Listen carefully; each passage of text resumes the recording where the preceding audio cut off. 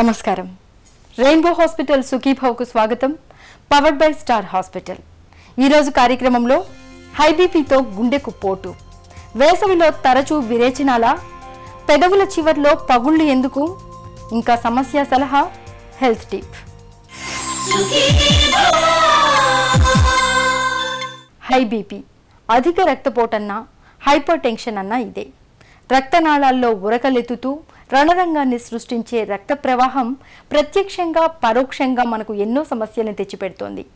మన శరీరంలోని అణువణువు హై బీపీ ప్రభావానికి లోనయ్యేదే అంటే రక్తపోటు ఎంత ప్రమాదకారో అర్థం చేసుకోవచ్చు. ముఖ్యంగా పోటెత్తే రక్తపోటు మూలంగా ఇవాళ గుండెకు బాగా సమస్యలు పెరుగుతున్నట్లు డాక్టర్లు చెప్తున్నారు. హై బీపీతో గుండెకు ఎలా సమస్యల ముప్పు పెరుగుతుందో, హై బీపీ బారి నుంచి గుండెను కాపాడుకునేందుకు ఏం చేయాలో ఇప్పుడు తెలుసుకుందాం.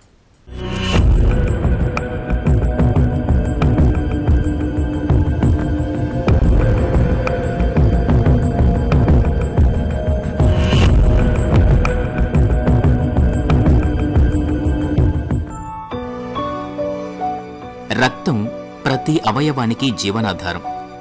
గుండె నుంచి పంపయ్యే ఈ రక్తం రక్తనాళాల ద్వారా మొత్తం మన శరీరంలోని అన్ని భాగాలకు ప్రసరిస్తుంది. ఇలా గుండె నుంచి పంపయ్యే రక్తం రక్తనాళాల గోడలపై కలుగజేసే పీడనాన్ని రక్తపోటు అంటాం. సహజంగా రక్తపోటు 120/80 ఉంటుంది. ఈ రక్తపోటు 120/80 నుంచి 140/90 మధ్య ఉంటే దానిని ముందస్తు హై బీపీకి సంకేతంగా డాక్టర్లు చెప్తారు. ఇక 140/90 దాటితే దానిని హై బీపీగా పరిగణిస్తారు. ఇక బీపీ 160/100 దాటితే మాత్రం అది తీవ్రమైన హై బీపీగా పరిగణించాల్సి ఉంటుంది. ఈ హై బీపీ వల్ల వచ్చిన నష్టం ఏమిటంటే అది నేరుగా గుండె మీద కానీ మెదడు మీద కానీ ప్రభావాన్ని చూపిస్తుంది. ముఖ్యంగా హై బీపీ గుండెకు తెచ్చిపెట్టే నష్టం అనూహ్యంగా ఉంటుంది. హై బీపీ వల్ల గుండెపోటు వచ్చి పడే ప్రమాదం ఉంటుంది. ఈ హై బీపీ వల్ల ముఖ్యంగా బాడీలో ప్రతి ఆర్గాన్ కూడా ఎఫెక్ట్ అవ్వచ్చు అండి. హార్ట్, బ్రెయిన్, కిడ్నీ అండ్ ప్రతి ఆర్గాన్ ఎఫెక్ట్ అవ్వచ్చు. బట్ అందులో ముఖ్యంగా ఎఫెక్ట్ అయ్యే ఆర్గాన్ హార్ట్ అండి. సో మొదటగా ఏంటంటే ఈ హై బీపీ మూలాన హార్ట్ ఎన్లార్జ్మెంట్ అనేది జరగవచ్చు అండి. హార్ట్ మజిల్ థిక్నెస్ పెరుగుతుందండి. అది హార్ట్ మజిల్ థిక్నెస్ పెరగడం మూలాన కూడా జనరల్గా అంటే డెత్ రేట్స్ ఎక్కువ ఉంటాయండి. అదొకటి. అండ్ రెండోది ఏంటంటే హై బీపీ మూలాన హార్ట్ అటాక్స్ వచ్చే రిస్క్ కూడా చాలా ఎక్కువ ఉంటుందండి. బీపీ అధికంగా ఉన్న వాళ్ళలో అథెరోస్క్లెరోసిస్ అనే డిసీజ్ బాగా ఎక్కువగా ఉండి అవి హార్ట్ అటాక్స్కి ఎక్కువగా దారితీసే అవకాశం కూడా ఉంటుందండి. అలాగే సడన్గా హై బీపీ వచ్చినప్పుడు హార్ట్ ఫెయిల్యూర్ అంటామండి. హార్ట్ ఫెయిల్యూర్ అని వచ్చి సడన్గా పేషెంట్కి సివియర్ బ్రెత్లెస్నెస్ రావడం, అన్కాన్షియస్ అయిపోయే అవకాశం కూడా ఉంటుందండి. అండ్ అది కాకుండా ఈ హై బీపీ మూలాన రక్తనాళాలు అనేది హార్ట్ నుంచి వచ్చే బయటికి అయోటా అనే ఒక బ్లడ్ వెజల్ వస్తుందండి. అది చిట్లి సడన్గా అది సీరియస్ ప్రాబ్లం అయ్యి టేర్ లాగా అయ్యే అవకాశం ఉంటుందండి. దాన్ని డైసెక్షన్ ఆఫ్ అయోటా అంటామండి. అది కూడా ఒక life threatening complication of blood pressure అండి. అలాగే దీంతో పాటుగా ఎక్కడ రక్తనాళాలు ఉన్నా కూడా అవన్నీ చిట్లి ఒక హెమరేజ్ అంటాం, అంటే బ్లీడింగ్ లాగా జరిగేదానికి అవకాశం ఉంటుందండి. అది ముఖ్యంగా బ్రెయిన్లో కనుక జరిగితే కనుక అది లైఫ్ థ్రెటనింగ్ సిచ్యువేషన్ అవుతుందండి. జనరల్గా హై బీపీ అనేదండి మనం ఫస్ట్ టైం వాళ్ళకి హై బీపీ ఉన్నప్పుడు యూజువల్గా హెడేక్ రావటం అండి యూజువల్ సిమ్టమ్ ఉంటుందండి. అండ్ అలాగే వాళ్ళు ఈజీగా అలసిపోవటం, ఈజీ ఫ్యాటిగబిలిటీ అంటామండి. అలాగే షార్ట్నెస్ ఆఫ్ బ్రెత్, నడుస్తుంటే కొంచెం ఆయాసం రావటం అట్లా జరిగేదానికి అవకాశం ఉంటుంది. ఈ హై బీపీ మూలాన హార్ట్ మజిల్ థిక్నెస్ పెరగటం మూలాన వీళ్ళకి డయాస్టాలిక్ డిస్ఫంక్షన్ ఉంటుందండి. సో దాని మూలాన ఏంటంటే వాళ్ళు ఎంతో కొంత ఈజీగా అలసిపోవటం, అంటే ఇంతకు ముందు నడవగలిగినంత దూరాన్ని నడవలేకపోవటం, అలాంటి సిమ్టమ్స్ ఏదొచ్చినా కూడా ఒకసారి బీపీ చెక్ చేయించుకోవడం అనేది చాలా ఇంపార్టెంట్ అన్నమాట. సాధారణంగా రక్తంలో చెడు కొలెస్ట్రాల్ ఎక్కువగా ఉంటే అది రక్తనాళాల్లో బ్లాకులుగా పేరుకుపోవడం జరుగుతుంది. దీనినే అథెరోస్క్లెరోసిస్ అంటారు. ఈ బ్లాకుల వల్ల ఏమవుతుందంటే రక్తనాళాల ద్వారా గుండెకు సరఫరయ్యే రక్తం శాతం తగ్గుతుంది. అలాగే ఈ బ్లాకుల వల్ల కాలక్రమంలో రక్తనాళాల సైజు తగ్గడం, రక్తం కలగజేసే పీడనం పెరగడం వల్ల రక్తనాళాల గోడలు కూడా దెబ్బతింటాయి. ఇదొక విష వలయంలా మారి అంతిమంగా గుండెకు అందాల్సిన రక్త సరఫరాలో తీవ్ర అంతరాయం ఏర్పడుతుంది. ఫలితంగా గుండె రక్తనాళాలు దెబ్బతినటం లేదా కరోనరీ ఆర్టరీ డిసీజ్, గుండె పరిమాణం పెరగటం, అలాగే హార్ట్ ఫెయిల్యూర్ లాంటి ప్రమాదకర సమస్యల్ని తెచ్చిపెడుతుంది. ఈ హై బీపీ మూలాన హార్ట్ ఎలా ఎఫెక్ట్ అయ్యిందనే దాన్ని బట్టి ట్రీట్మెంట్ ఉంటుందండి. ఇన్క్యూట్ హార్ట్ ఫెయిల్యూర్ అని అంటాము.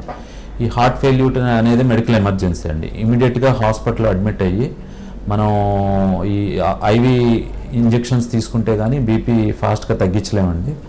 అది అంత ఫాస్ట్గా తగ్గితే కానీ వాళ్ళకి ఆ లెఫ్ట్ వెంట్రిక్యులర్ ఫెయిల్యూర్ అనేది కంట్రోల్ అవ్వదండి. అలాగే సపోజ్ బీపీ వల్ల హార్ట్ అటాక్స్ రావచ్చండి. ఈ హార్ట్ అటాక్స్ వస్తే హార్ట్ అటాక్స్ సంబంధించిన ట్రీట్మెంట్ తీసుకోవాల్సి వస్తుందండి. ఒకవేళ ఈ కాంప్లికేషన్స్ అన్నీ ఏమి లేకపోతే కనుక రెగ్యులర్గా బీపీ మెడికేషన్స్ వేసుకొని వాళ్ళ బీపీ అనేది 120/80 రేంజ్లో కనుక మెయింటైన్ చేయగలిగితే వాళ్ళకి హార్ట్ సమస్యలన్నీ వచ్చే అవకాశం చాలా తక్కువ ఉంటుంది. ఫస్ట్ గోల్ ఏంటంటేనండి బీపీ కంట్రోల్ అనండి. సో బీపీ కంట్రోల్ అనేది ఇప్పుడు నేను చెప్పిన హార్ట్ ఫెయిల్యూర్ కానీ హార్ట్ అటాక్స్ కానీ ఇవన్నీ కూడా మన బీపీ వల్ల వచ్చిన కాంప్లికేషన్స్ అంటాము. ఫస్ట్ అది అక్యూట్గా ప్రాబ్లం వచ్చినట్టు ఫస్ట్ ఆ కాంప్లికేషన్స్ అన్నీ ట్రీట్ చేస్తాం.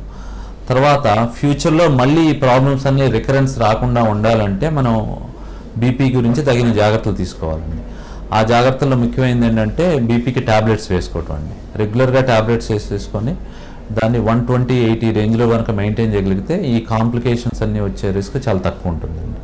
అది ఈ ట్యాబ్లెట్స్తో పాటుగా కొంచెం లైఫ్ స్టైల్ మాడిఫికేషన్ అంటామండి. అంటే రెగ్యులర్గా ఏరోబిక్ ఎక్సర్సైజ్ చేయటం, అలాగే సాల్ట్ రిస్ట్రిక్షన్ అండ్ లో ఫ్యాట్ డైట్ తీసుకోవటం, వీటన్నిటి మూలాన్ని కూడా బీపీ అడిక్వేట్గా కంట్రోల్ చేసుకోవచ్చు అండి. ఆల్రెడీ బీపీ వల్ల కొంత ప్రాబ్లం కలిగిన వాళ్ళకి ముందు మళ్ళీ ఇంకొకసారి అలా జరగకుండా తీసుకోవాల్సిన జాగ్రత్తలు చాలా ఇంపార్టెంట్ అండి. అందులో ముఖ్యంగా ఇంపార్టెంట్ ఏంటంటే మనం ఎమోషనల్గా ఎక్సైట్మెంట్స్ కానీ అండ్ ఎక్సెస్ యాంగర్ అంటాం, అంటే ఎక్సెస్ కోపం వచ్చినా కూడాను బీపీ ప్రెసిపిటేట్ అయ్యే అవకాశం చాలా ఎక్కువ ఉంటుందండి. అలాగే స్ట్రెస్ ఫ్రీ లైఫ్, వీలైనంత వరకు స్ట్రెస్ ఫ్రీ లైఫ్ లీడ్ చేయడానికి ప్రయత్నం చేయాలండి మనం. అందులో అదే లైఫ్ స్టైల్ మాడిఫికేషన్స్ అంటే అదేనండి. మనం డే టు డే లైఫ్లో మనం వీలైనంత ప్రతి చిన్న దానికి ఎక్సెస్గా రియాక్ట్ అవ్వకుండా కోపాన్ని తగ్గించుకొని అండ్ రోజు యోగా కానీ మెడిటేషన్ కానీ చేస్తూ కొంతవరకు ఇట్లాంటి అగ్రవేటింగ్ ప్రాబ్లమ్స్ అన్నీ కూడా కంట్రోల్ చేసుకోవచ్చండి. గుండెలో నొప్పి అనిపించటం, శ్వాస తీసుకోవడంలో ఇబ్బంది అనిపించటం, పెద్దగా పని చేయకుండా తీవ్రంగా చెమటలు పట్టడం, ఏదైనా పని చేస్తున్నప్పుడు భారంగా అనిపించడం లాంటి లక్షణాలు కనిపిస్తే బీపీ చెక్ చేసుకోవడం అత్యావశ్యకం. ఒకవేళ హై బీపీ ఉంటే దానికి తగిన చికిత్స తీసుకుంటూ డాక్టర్ పర్యవేక్షణలో ఉండడం ద్వారా గుండెకు జరగబోయే ప్రమాదాల్ని చక్కగా నివారించవచ్చు.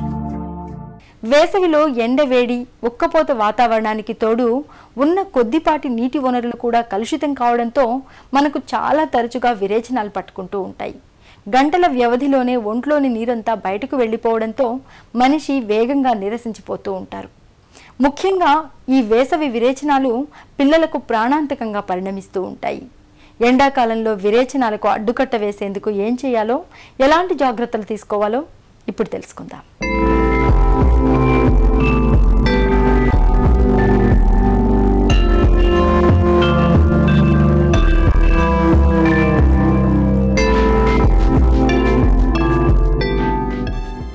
నీళ్ల విరేచనాలు డయేరియా లేదా అతిసారంలో కనిపించే ప్రధానమైన లక్షణం.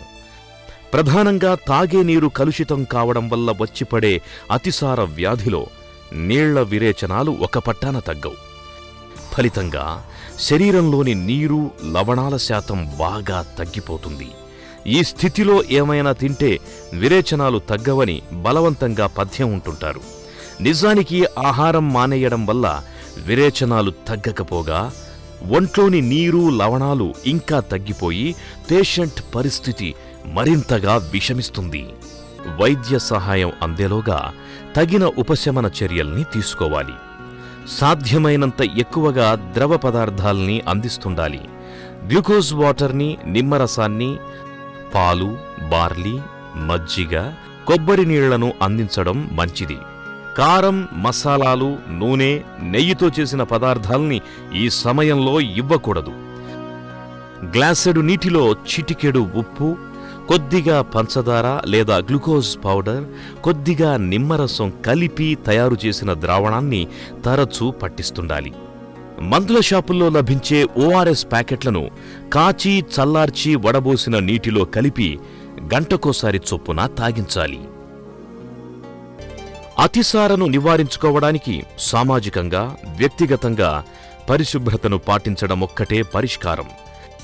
కాచి చల్లార్చిన సురక్షితమైన తాగునీటిని మాత్రమే తాగాలి. తాగునీటిలో క్లోరిన్ బేళ్లను వేసి అరగంట తరువాత తాగడం మంచిది. అన్ని వేళలా సురక్షిత తాగునీటిని తాగడం అన్నది ఆరోగ్యానికి అన్ని విధాలా శ్రేయస్కరం. ఆహార పదార్థాలపై తప్పనిసరిగా మూతలను ఉంచాలి. మల విసర్జనకు ముందు తరువాత చేతుల్ని శుభ్రంగా కడుక్కోవాలి. గోళ్లు కొరుక్కోవడం, వేళ్లు నోట్లో పెట్టుకోవడం వంటి అలవాట్లను మానుకోవాలి. ఇంట్లోకి ఈగలు రాకుండా పరిశుభ్రంగా ఉంచుకోవాలి. బజార్లో దొరికే చెరకు రసాలు, పళ్ల రసాల్ని తాగకపోవడమే మంచిది.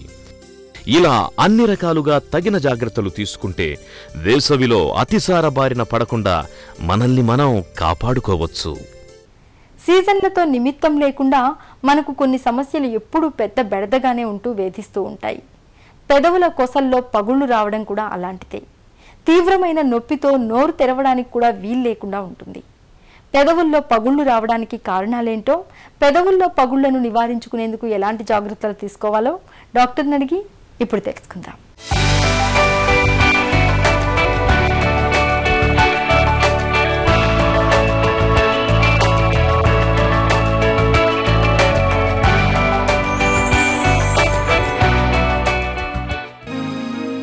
యాంగులర్ చిలైటిస్ అంటే ఏంటి?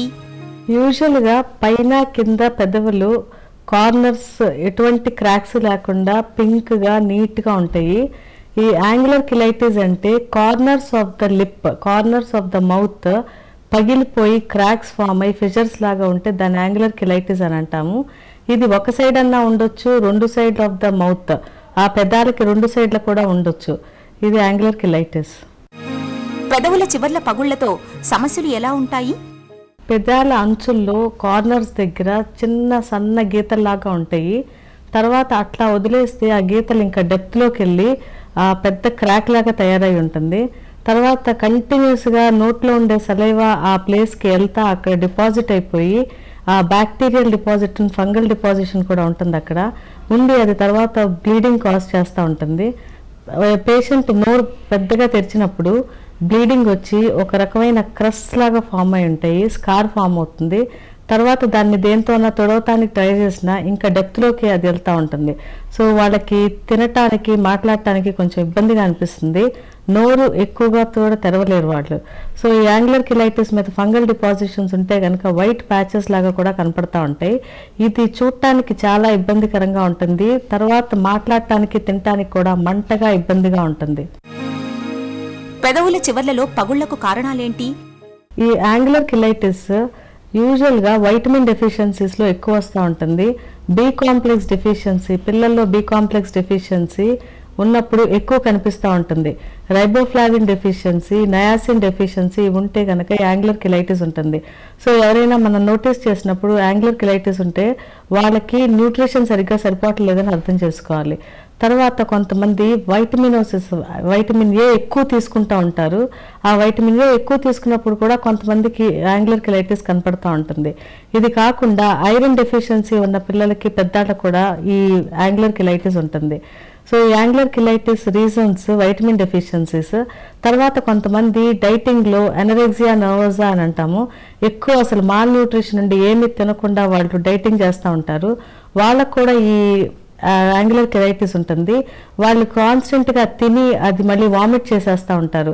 ఆ వామిటింగ్ చేసేసరికి దానిలో ఉండే పోషకాలన్నీ కూడా బయటికి వెళ్ళిపోయి అందులో ఉండే యాసిడ్ ఆ కార్నర్స్ ఆఫ్ ద మౌత్లో డిపాజిట్ అయ్యి దాని నుంచి క్రాక్స్ లాగా ఫామ్ అయిపోయి కిలైటిస్ స్టార్ట్ అవుతుంది. తర్వాత ఇక నార్మల్గా వచ్చే యాంగులర్ కిలైటిస్ ఏంటంటే ఒక సర్టెన్ వర్టికల్ హైట్, పై దవడ కింద దవడ ఉంటే ఆ లిప్ కార్నర్స్ నీట్గా స్టెబిలైజ్ అయి ఉంటాయి. ఒకవేళ ఏదన్నా పళ్ళు ఒక సైడ్ కానీ తీపిచ్చేసుకుని ఉంటే ఆ సైడ్ బయట క్లోజ్ అయ్యి ఆ సైడ్ యాంగులర్ కిలైటిస్ కనపడుతుంది, ఆ సైడ్ పెద్దం దగ్గర పుండు పడిపోయి ఉంటుంది. ఒకవేళ కొంతమంది డెంచర్ పేషెంట్స్ లో పైన కింద పళ్ళు లేకుండా ఉంటారు, వాళ్ళకు కూడా కార్నర్స్ ఆఫ్ ద మౌత్ కిందకి డ్రాప్ అయిపోయి ఉంటాయి. ఆ డ్రాప్ అయిపోయి సన్న గీతలాగా ఫామ్ అయ్యి ఆ గీతల్లో మళ్ళీ ఫుడ్ డిపాజిట్ అయిపోయి అది కూడా స్టార్ట్ అవుతుంది. తర్వాత కొంతమంది డెంచర్స్ వాడేవాళ్ళు కూడా కాన్స్టెంట్గా ఆ డెంచర్ హైట్ తగ్గిపోతూ ఉంటుంది, కింద రిడ్జెస్ అరిగిపోతూ ఉంటాయి.